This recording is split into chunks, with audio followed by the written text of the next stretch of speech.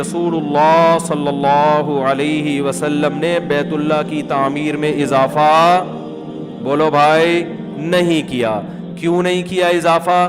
اس لیے نہیں کیا کہ یہ حق بات تو ہے لیکن اس حق کے سائیڈ ایفیکٹ زیادہ ہیں اور فائدے کم ہیں. سائیڈ ایفیکٹ کیا ہیں کہ جو قریشی لوگ ہیں وہ بولیں گے کہ یہ نبی جو ہے انہوں نے تو ابراہیم علیہ السلام کا قبلہ ہی کیا کر دیا تبدیل, تو ان کے مرتد ہونے کا خطرہ ہے, وہ اسلام سے پیچھے نہ ہٹ جائیں. اور اس میں کوئی نقصان بھی نہیں ہے اس لیے کہ بیت اللہ چار دیواری کا نام نہیں ہے, بیت اللہ اس جہت کا نام ہے اور طواف حتیم کے باہر سے ہی ہوتا ہے. تو طواف میں پورا بیت اللہ کور ہو رہا ہے تو صرف دیوار کھڑی کرنے کا مسئلہ اتنا بڑا ایشو نہیں ہے. یعنی مسلمانوں کو آپس کے اختلاف اور انتشار سے بچانا, کنفیوژن سے بچانا, یہ زیادہ اہم ہے نبی کی نظر میں بنسبت اس کے کہ بیت اللہ کو وہاں تک تعمیر کیا جائے جہاں تک ابراہیم علیہ السلام نے تعمیر کیا تھا.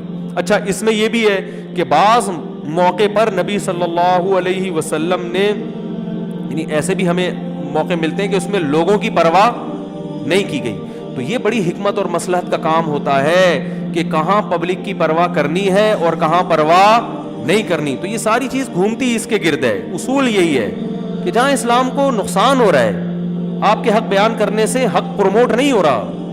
جیسے آپ کسی کی برائی لے کے بیان کر دو, خودکشی کا واقعہ ہوا آپ نے سب کو بتا دیا, تو جنہوں نے نہیں بھی کی ان کو بھی خودکشی کرنے کا خیال آنا شروع ہو جائے گا. جیسے میڈیا بتاتا رہتا ہے یہ تیزاب پھینکنے کے واقعات, او بھائی اگر کسی گاؤں میں اللہ نہ کرے کسی بچی پہ تیزاب پھینکا ہے تو بس چپکے سے جا کے ایف آئی آر کٹوائی جائے اس کے خلاف, اس مجرم کو پکڑ کے عبرتناک سزا دی جائے.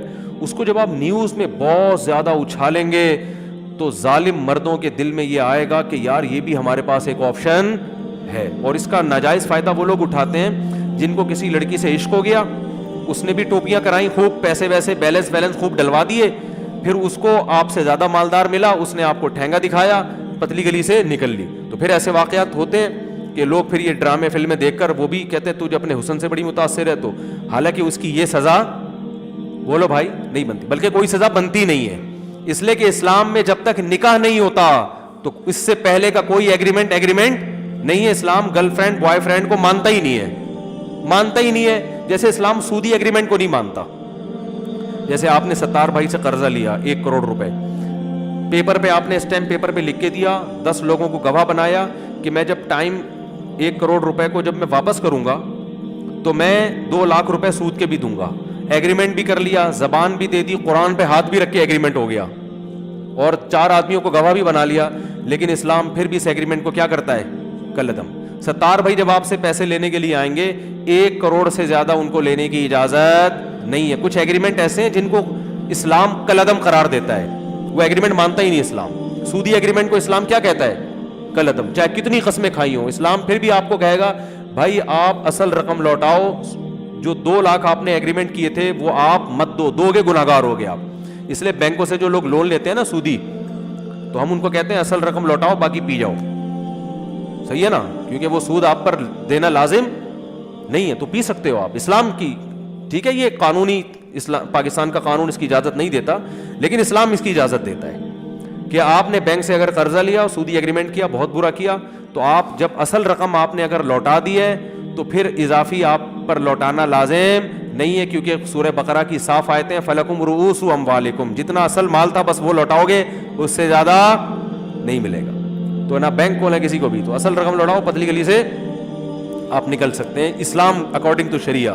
تو اسی طرح یاد رکھو گرل فرینڈ بوائے فرینڈ کا جو کلچر ہے, یہ جو ایگریمنٹ ہے, دوستیاں, میں تمہارے لیے آسمان سے تارے توڑ کے لاؤں گا, میں تمہیں بیلنس دلوا کے دوں گا, میں یہ کر دوں گا, میں یہ, میرے پاس فون آتے ہیں کہ بھائی وہ اس نے, میں نے اس سے وعدے کیے تھے, اتنے یہ کیے تھے, وہ کیے تھے, تو اب میں کیا کروں. میں کہ کوئی ان کی کوئی حیثیت, بولتے کیوں نہیں ہے ان کی کوئی حیثیت. ایزی لوڈ میں کل 500 کا بیلنس ڈلواؤں گا, نہیں ڈلواؤ بیلنس, اتنا فری کرنے کی ضرورت بولو نا نہیں. اپنی والدہ کے موبائل میں بیلنس ڈلوا دو, اپنی ہمشیرہ بہن کے موبائل میں بیلنس ڈلوا دو, اپنی بیٹی کے موبائل میں بیلنس ڈلوا دو. گرل فرینڈ سے آپ کو کسی قسم کا کوئی تعلق رکھنے کی پرمیشن نہیں ہے. اس سے کہو بھائی ایک ہی ٹاپک پہ بات ہوگی, شادی کرنی ہے, آ جاؤ مفتی صاحب الفلاحیہ مسجد میں نکاح پڑھاتے ہیں, آ جاؤ. نکاح کے لیے ہم 24 گھنٹے حاضر ہیں. تو ہول سیل کے حساب سے دھڑا دھڑ ماشاء اللہ نکاح ہو رہے ہیں. ابھی 5 نکاح ہوئے ہیں ماشاء اللہ جمعے میں, وہ لوگ اب تو مجھے لگ رہا ہے لوگوں کا اس کے علاوہ کوئی کام ہی نہیں ہے اب یا شاید میرے پاس بہت زیادہ آنے شروع ہو گئے ہیں, یہی وجہ لگ رہا ہے. تو اتنے ماشاء اللہ وہ دکھا دھڑا دھڑ دھڑا دھڑ ہوتے چلے جا رہے ہیں. ایک صاحب آئے, ابھی مجھے نہیں پتا تھا ان کی دوسری شادی ہے, لال سرخ ماشاء اللہ پٹھان تھے, وہ لگ رہا تھا پٹھان ہے, یورپ سے آئے تھے, لال سرخ ٹماٹر جیسے. میں نے نکاح پڑھا دیا, مجھے نہیں پتا تھا دوسری شادی ہو رہی ہے. نکاح پڑھایا, پھر آئے اور مجھے کھجوریں بھی گفٹ میں دیں, اور ایسے خوشی سے ماشاء اللہ میری شادی ہوئی ہے, بالکل زبردست خوش. اور پتہ ہے میں نے دوسری شادی کی ہے بیوہ سے. مجھے کہنے لگے, میں نے کہا یار یہ تو بڑا اچھا کام ہو گیا, اور لال سرخ نا ایسے خوش سواد کے ہوتے ہیں نا جیسے. تو میں نے دوسری کی ہے بیوہ سے. آپ کے بیان سن کے, ابھی اسی جمعے کی بات ہے, آپ کے بیان سن کے میں نے دوسری شادی کی ہے بیوہ سے. بار بار بتا رہے ہیں بیوہ سے کی ہے دوسری شادی, اور یہ تو بالکل ینگ لڑکا, میرا خیال ہے 25 سال عمر ہوگی. تو میں نے کہا پہلی کو پتا, کہہ رہے نہیں اس کو نہیں پتا. میں نے کہا بیٹا میں نے کہا یہ جو آپ لال ٹماٹر بنے ہوئے ہو نا ابھی, یہ جو آپ کے چہرے پہ سرخی آئی ہوئی ہے, خوشی کی لہریں, یہ ابھی جب پتہ چلے گا یہ ساری خوشیاں کیا ہو جائیں گی, یہ کافور ہو جائیں گی. ہدیے ودیے اس کے بعد مجھے آ کے دیتے آپ, یہ جو کھجور, آپ اجوا کھجور کا بڑا خوبصورت ڈبہ دے کر گئے ہو. میں نے کہا یہ جب پتہ چل جائے نا اس کے بعد دیتے تو مجھے خوشی ہوتی, یہ تو بھی پتہ ہی نہیں ہے بھائی, ابھی تو پتہ چلے گا, پکڑے جاؤ گے تو پتہ چلے گا کیا ہوگا. تو اور کرونا کے دنوں میں کر لی یار بھائی, امیون سسٹم ابھی تو بڑھانا ہے نا آپ کو. کرونا کے خلاف اگر بیماری ہو گئی, آپ ٹینشن میں ہو, وہ تو کرونا پھر مار دیتا ہے انسان کو. تو خیر بڑی ہمت کی, بیوہ سے کی ہے, بڑی بات ہے. اللہ برابر پہلی بیوی کا بھی حق ادا کرنے کی توفیق دے ان کو, ایسا نہ ہو دوسری کی وجہ سے پہلی کو بھول جائیں, اور دوسری کا بھی. لیکن یہ کہ میں نے کہا ثواب کی انشاءاللہ گارنٹی ہے, بہت ملے گا آپ کو, حالات کی کوئی گارنٹی نہیں ہے. ہاں یہ پہلے سے.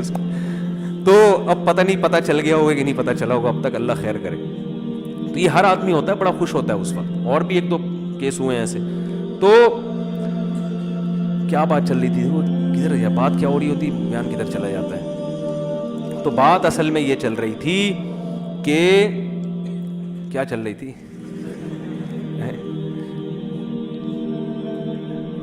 میں یہ عرض کر رہا تھا کہ ہاں اندھی عقیدت نا, دیکھو نبی صلی اللہ علیہ وسلم نے بھی مسئلہ سے کام لیا.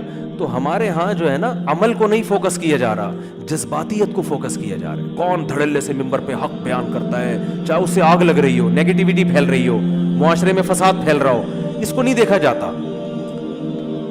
تو بہت مسلمان جو ہے نا بہت عقل مند ہوتا ہے, بہت زیرک ہوتا ہے. تبھی تو قرآن نے کیا کہا ہے, ادعو الی سبیل ربک بالحکمت والموعظۃ الحسنۃ, رب کی طرف لوگوں کو بلاؤ حکمت اور مصلحت کے ساتھ, حکمت اور مصلحت کے ساتھ. اب وہ میرے پاس نا لوگوں کی بہت ساری فون بھی آئی, وہ ثنا خان اور مفتی انس کے کیس میں, کہ دیکھو وہ تو چہرے کھول کے ہنی مون منا رہی ہے, اور دیکھو مفتیوں کا ایسا تو نہیں ہوتا, علماء ہیں اپنی وائف کو لے کے ایسے گھوم رہے ہیں. ارے بھائی ہم سے پوچھ کے گھوم رہے ہیں, ٹھیک ہے, ہم سے پوچھ کے گھوم رہے ہیں. جتنا اچھا کیا اس کو اپریشیٹ کر لو, اور دعا کر لو اللہ ان کو اور اچھا کرنے کی توفیق عطا فرمائے. جوان عورت کے لیے چہرہ چھپانا فرض ہے, ہمارا یہی فتویٰ ہے, ہماری یہی رائے ہے. لیکن ایک عورت جو ڈانس کرتی تھی, اس نے اسکارف اگر لے لیا تو یار شکر ادا کرو نا اس پہ, ٹھیک ہے نا, شکر ادا کرو, چلو اتنا تو کر. اگر وہ اسی ماحول میں ہوتی پھر شادی کرتی تو پھر کیا حالات ہوتے ہیں, پھر تو شراب کباب چلتی. جو ایکٹروں کی جب شادیاں ہوتی ہیں تو شراب کباب چلتی ہے. اب آپ اس پہ دیکھو کوئی مولوی گھرانے کی کوئی باپردہ خاتون ہو, وہ ہنی مون منا رہی ہو جو ہے نا وہ چہرہ کھول کے, اس پہ ملامت کی جائے گی. بھئی آپ ایک تو باپردہ گھرانے میں پیدا ہوئی, آپ کو تو آپ کی تو آواز بھی کبھی کسی نے نہیں سنی, آپ کیوں ایسا کر رہی ہو. لیکن ایک خاتون اگر ایکٹریس ہے اور وہ جو ہے نا اس کی وہ اگر اس اسٹائل میں شادی کرتی تو ان کی شادیوں میں تو شراب کباب چلتا ہے, ان کے تو بہت کچھ ہوتا ہے.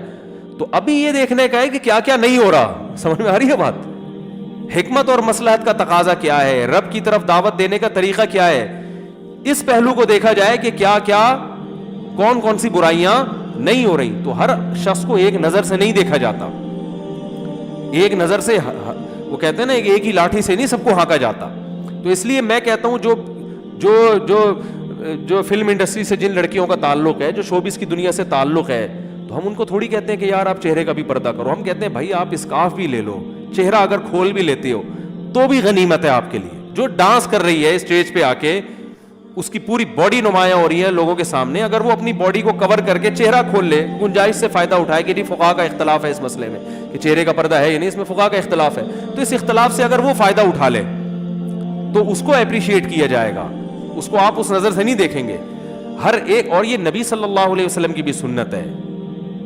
دیکھو اسلام میں بھی حکام تدریجاً آئے ہیں, ایک دم سے شراب حرام نہیں ہوئی ہے, عرب سب شراب پیا کرتے تھے الا ماشاء اللہ, تو اسلام نے شراب کو آہستہ آہستہ حرام کیا ہے. پہلے اسلام نے حکم یہ دیا قل فیہما اسم کبیر ومنافع للناس, کہ شراب پینے میں نقصانات بھی ہیں فائدے بھی ہیں, لیکن اس کے نقصانات اس کے فائدوں سے زیادہ ہیں. یعنی اس کو جو ہے نا وہ کیا جا رہا ہے, حوصلہ شکنی کی جا رہی ہے کہ اس کے فائدے مت دیکھو, اس کے نقصانات دیکھو. پھر قرآن نے حکم دیا یا ایھا الذین آمنوا لا تقربوا الصلاۃ وانتم سکارا, اے ایمان والو نشے کی حالت میں نماز مت پڑھو. اللہ کی عبادت کر رہے ہو نشے کی حالت میں, اس میں بھی صحابہ کے دل میں نفرت بٹھا دی. حرام نہیں کیا شراب کو, لیکن بتا دیا کہ کم از کم نماز کو تو اس گندگی سے پاک رکھو نا, نماز نشے کی حالت میں نہیں ہوگی. تمہیں پتا ہو تو ہو تم منہ سے کہہ کیا رہے ہو. جب اس سے مانوس ہوئے پھر تیسرا حکم آیا انما الخمر والمیسر والانصاب والازلام رجس, اے ایمان والو شراب جوا یہ سب نجس ناپاک چیز ہے, فاجتنبوہ چھوڑ دو اس کو. تو اس اسٹیج پہ آگے کیا ہوا ہے کہ مدینہ کی گلیوں میں شراب کے مٹکے توڑے گئے اور بہا دی سب نے. تو اسلام تو چینج نہیں ہوگا, اسلام تو ایک جیسا رہے گا, لیکن داعی کا کام یہ ہوتا ہے کہ جب کسی کو دین کی طرف لے کر آ رہا ہے تو لانا ہے یا دین سے دھکے دے کے نکالنا ہے, اس کو بھگانا ہے. نبی صلی اللہ علیہ وسلم نے فرمایا بشروا ولا تعسروا یسروا ولا تعسروا. آپ صلی اللہ علیہ وسلم نے ایک صحابی کو بھیجا, غالباً یمن میں بھیجا تھا مبلغ بنا کے, تو آپ نے فرمایا یسروا ولا تعسروا, لوگوں کے لیے آسانیاں پیدا کرنا, تنگی پیدا مت کرنا, تنگیاں نہیں پیدا کرنا. بشروا ولا تنفروا, اور یہ بھی فرمایا ایسا کام نہ کرنا کہ لوگوں کے دل میں اسلام سے نفرت بیٹھ جائے. نہیں آ رہی بات میرا خیال ہے, ایسا کام نہ کرنا کہ لوگ اسلام سے. اور آپ نے کیا فرمایا, حضرت صحابی کا نام ذہن سے نکل گیا جن کو یمن کا گورنر بنا کے بھیجا تھا, معاذ بن جبل رضی اللہ تعالیٰ عنہ, تو ان کو بھیج رہے ہیں. اب دیکھو وہاں بھی کیسا زبردست آپ کا حکمت والی بات کی آپ نے, فرمایا کہ ان سے کہنا کہ ہم تم سے زکوٰۃ لیں گے, یؤخذ من اغنیائہم ویرد الی فقرائہم, ایسا نہ ہو وہ زکوٰۃ کو ٹیکس سمجھنا شروع کر دیں کہ یار یہ کمانے کا نیا دھندا شروع ہو گیا بھائی, واہ بھائی واہ, اب ہم مالداروں سے کیا لیا جا رہا ہے. اسلام یعنی مسلمانوں نے حضرت معاذ کو گورنر بنا کے بھیجا, علاقے کا گورنر, اب انہوں نے مالداروں سے ٹیکس لینا شروع کر دیا, تو اس سے زکوٰۃ کو یہ جرمانہ سمجھیں گے, اسلام سے قریب آنے کے بجائے کیا ہو جائیں گے, بولو نا یار, دور ہو جائیں گے. تو آپ صلی اللہ علیہ وسلم کو اللہ نے یہ بھی اختیار دیا تھا کہ آپ ان سے زکوٰۃ لیں اور مدینہ کے غریبوں میں بانٹ دیں, یہ اختیار تھا آپ کو, لیکن آپ نے فرمایا نا نا نا نا ایسا نہیں ہوگا. ان کے دل میں وہم ہو سکتا ہے کہ ہم ان سے زکوٰۃ اپنے فائدے کے لیے لے رہے ہیں, اپنے غریبوں اپنی قوم کے لیے. فرمایا حضرت معاذ کو ان سے کہنا کہ جو زکوٰۃ اسلام کا فریضہ ہے نا وہ تم سے لیا جائے گا, تمہاری ہی قوم کے غریبوں میں بانٹا جائے گا. کتنی مصلحت ہے یار, کتنی حکمت ہے. یؤخذ من اغنیائہم, ان کو بتا دینا تمہارے مالداروں سے لے کے تمہارے ہی غریبوں کی طرف لوٹائی جائے گی, تمہاری قوم کو فائدہ پہنچانے کے لیے, یہ ہمارا فائدہ نہیں ہے اس میں. اور حضرت معاذ ابن جبل جو تھے ان کو بھی آپ اپریشیٹ کر رہے ہیں. کیسے اپریشیٹ کر رہے ہیں, کیونکہ اب ان کو اپنے آپ سے دور کر رہے ہیں نا. یہ تو چاہتے تھے مدینہ میں نبی کے ساتھ رہیں, ان کو یمن بھیج رہے ہیں, تو اب مبلغ کو بھی تو موٹیویشن چاہیے نا کہ بھائی میرے ذمہ اتنا مشکل کام. تو ان کا ہاتھ اپنے ہاتھ میں پکڑ کے فرمایا یا معاذ احبک فی اللہ, میں تجھ سے اللہ کی خاطر محبت کرتا ہوں. یعنی میں تمہیں اپنے آپ سے دور اس لیے نہیں کر رہا کہ مجھے کوئی تم سے نفرت ہے یا میں جان چھڑانا چاہ رہا ہوں. اکثر ایسا ہوتا ہے نا کہ جو آپ کے دوستوں میں قریبی لوگوں میں جو آپ کے لیے زیادہ ٹینشن ہوتا ہے اس کی تشکیل وہاں کرا دی جاتی ہے, ٹھیک ہے نا, بارڈر پہ بھیج دو. آرمی کے آفیسر نے کیا کیا, یہ فوجی بہت تنگ کر رہا ہے, اس کو بارڈر میں خطرناک جگہ پہ بھیجو, وہاں جا کے شہید ہو جائے, تاکہ یہ ٹینشن بنا ہوا ہے پوری فوج کے لیے. ہو سکتا ہے یہ, ٹھیک ہے نا, یار اس کو وہاں بھیجو. تو میں تمہیں اس لیے نہیں بھیج رہا, میں تمہیں سے اللہ کی خاطر محبت کرتا ہوں. یہ ساری حکمتیں ہیں بھائی, قریب کیا جا رہا ہے, ایسے وعیدیں سنا سنا کے ڈرا دھمکا کے اسلام سے دور تھوڑی کرنا ہے. تو اس وقت کوئی لبرل خاتون بیچاری دین کی طرف آ جائے تو آہستہ آہستہ آہستہ آہستہ, نہیں بھی کرے تو ہماری ٹینشن نہیں ہے بھائی, ٹھیک ہے نا, یہ ہماری ٹینشن. ہم شریعت کا مسئلہ چینج نہیں ہوگا, مسئلہ شریعت کا رہے گا, لیکن اس کو لوگوں کو سنانا کیسے, اپلائی کیسے کرنا ہے, کس پہ فتویٰ لگانا ہے, کس پہ نہیں لگانا, اس کے حکام بہت مختلف.